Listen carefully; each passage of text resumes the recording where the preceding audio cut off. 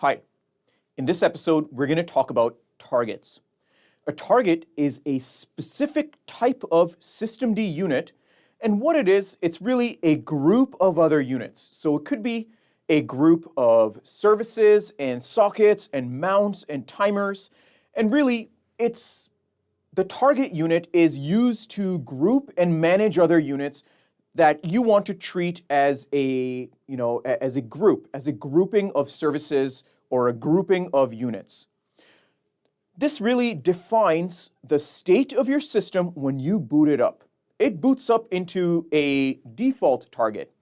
Typically, what the default target is will define what is available for you to use when the system boots up, what units are available for you to use, including what services are enabled or disabled, what sockets, what mounts, what timers, and all the other units that come together to make that certain target.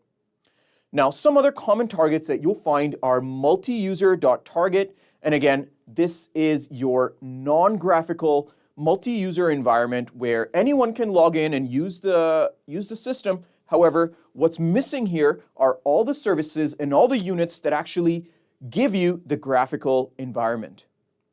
There's also then the graphical.target, which includes everything that the multi-user target includes.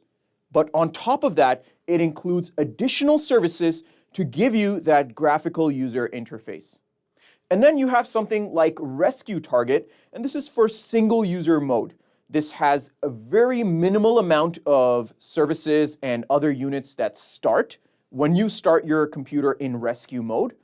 Think about a situation like in a platform like Windows. When something goes wrong, you want to be starting in safe mode with a minimum number of services, so it makes troubleshooting for you as a system admin a little bit easier because there's less things kind of getting in your way when you are trying to resolve some service or some other unit-related issue.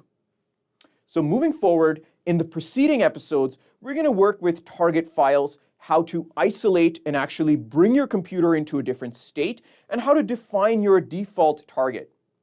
I hope you've enjoyed and learned something in this episode, and I can't wait to see you in the next one.